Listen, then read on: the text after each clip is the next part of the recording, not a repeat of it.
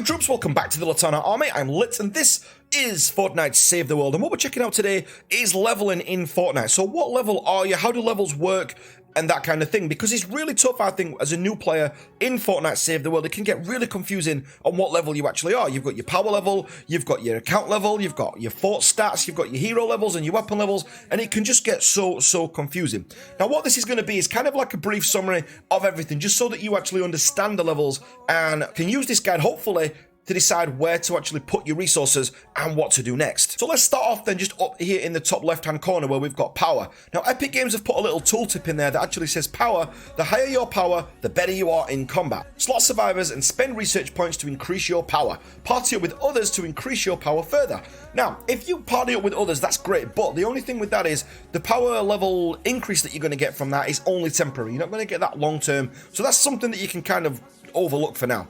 What you do want to look at though is the top part. So the higher your power level, the better you are in combat. Now it's not just in combat, it actually boosts you in lots of other ways as well. But this, if anyone asks you what your level are, your power level, this is what it is. Now the way that you influence your power level is by survivors. So if we go back to the main menu and go over here to command, what you'll actually see is one of the options that you've got in there is survivors. Now these are going to directly affect your power level up here. Now what you've got first off is the survivor squads. So you're going to have squads, and a lot of these when you're first playing, for those of you that are in Stonewood, Plankerton, or even, you know, at the start of Canny Valley, a lot of these are not going to be opened up. You're not going to have these available to you, or you are going to be able to see them, but they're going to have little lock symbols on them. And you're going to unlock these by just simply playing the game. Now the way that you get survivors are from llamas, you can get them from missions, you can get them from the collection book, you can also get them from events and the event store as well. There's loads of different ways to get survivors. You are going to get these by playing the game. Just keep playing the game and you are going to unlock survivors. You're going to receive these as rewards for a whole host of things, and they're super important. There's two types of survivors. You've got normal survivors and you've got lead survivors. The lead survivors go in here and you'll get most benefit from leveling these up. You've got your normal survivors as well, which are going to make up the majority of your squad. So they're both equally important. The leads are important because you're going to get a bigger boost from leveling those up, but the squad members are going to be important as well because you're going to need more of them. Now, if you can match up personalities and traits and things like that, that's all great, but we're going to save that for another guide. If you look in the top right hand corner of this video, there's a little blue letter I, and I've got my actual survivor squad guide up there, which will show you all about leveling up survivor squads. But these are what are going to impact your power level. And to level these guys up, it's going to cost you survivor XP, and if you're going to evolve them, it's going to cost you pure drops of rain, training manuals, and lightning in a ball as well, or all sorts of evolution mats. And all you would do there is just click evolve and level them up. And survivors are very much the same. They've got levels as well. So all I would do with this one, for example, bump the power level up and then just level up this way. And then I just keep hitting this, and if you look in the top left hand corner there, my power level is actually going up every time that I click, and that's bumped it up a little bit more. So that's an super easy way to actually bump your power levels up in Fortnite Save the World. Now the next section then is fort stats. So to look at fort stats, you need to understand what fort actually stands for. So it's F, O, R, and T. So F is for fortitude, O is for your offense, R is resistance, and T is for your tech. And the way that these actually work is, your fortitude is your health regeneration speed, and also the health regen delay, so how much of a delay is there before you actually start gaining health back. Your offense is your weapon damage. Your resistance is your shield, so exactly the same as fortitude but for the shield. And then tech covers things like trap damage, healing done, ability damage, gadget damage.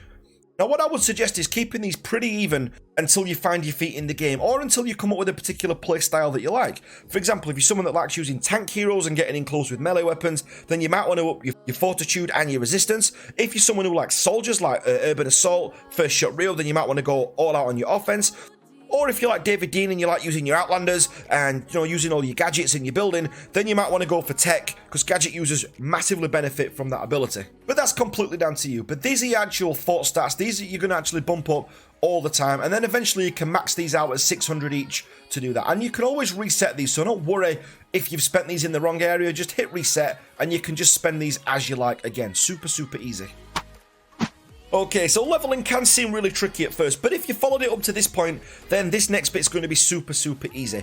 You level up weapons and heroes up to level 130 using hero XP and evolution materials that you get from missions. Things like pure drops of rain can be obtained in the event store with gold, but you will get plenty of them by just playing the game.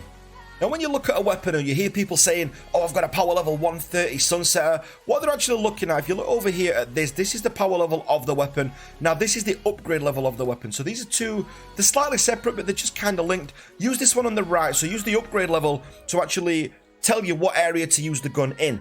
So if you're in Stonewood, you want to be leveling this up to about level 10. If you're in Plankerton, level 20. Canny Valley, the first half I would say level 30, the second half up to level 40, and then Twine Peaks level 50. And you can kind of use that as a way of regulating yourself and stopping yourself from over-leveling a weapon and wasting materials. Over-leveling heroes and weapons is really tempting. Everybody wants a max level hero with a PL-130 weapon because it looks so cool. But if you do, you're just wasting mats and time, and leveling these up slowly and gradually, like we've just said, is a great way to get the absolute most from this game. Plus, leveling up weapons and changing the perks on them and messing around with weapons and things like that is the best part about this game. There's so many different variations you can get that it's just one of those things that you're going to miss out on if you're someone who's just gunning all the time to try and trade and try and get all those different weapon skills. Don't try not to worry too much about that. Just try and base it on, just as long as you know the levels you've actually got there. Look, you've got your power level there and then your upgrade level on the right hand side. And you can upgrade weapons in the same way that I showed you earlier as we did with the survivors. Just click on evolution. And then there you go. All you need to do from there is actually just click evolve, and then I'll take it up to the next level. It's super, super good. The very final part that we're going to look at then is up here where it says level. So this is your account level, and you earn experience points by going on missions and just bump this up. It just shows people how experienced you are in the game, but there's no major effects to that. I wouldn't worry too much about that while you're learning the game. We can do that in a more advanced guide later on, but your account level is nothing that you need to worry about early on in the game. Okay, so just to quickly summarize them, so you've got your power level up there in the top left-hand corner. That is your level. That's your actual level, and that's going to determine how strong you are. This one's impacted by your survivors, so just down here, you've got your survivors who you're going to level up to get them better, and as they go into squads, what you will find is that this level's going to go up and up. You've also got your fort stats, where you've got your research points that you're going to be spending in here, that you're just going to get those up to max level depending on your play style. At first, just keep them nice and even, and then we just also spoke about heroes and weapon leveling as well. Alright then guys, well I hope that's been useful. If it has, let me know in the comments down below. Also as well, if you've got a question about any of the levels, or you've got a question about any areas in the video, then again let me know in the comments down below. If you're not comfortable with that, you're more than welcome to join our Discord. It's an open Discord and anyone can join. We're over 5,000 members now. Most of the time we've got about 600-700 members actively online at any one time, so feel free to come and join there. The link is in the description down below, and if you're not part of the Litanah army already, make sure you hit that subscribe button, and I will catch you guys on the next video. Thanks for watching, guys.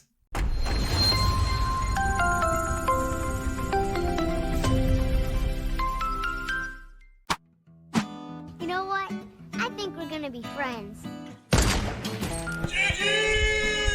Oh my God!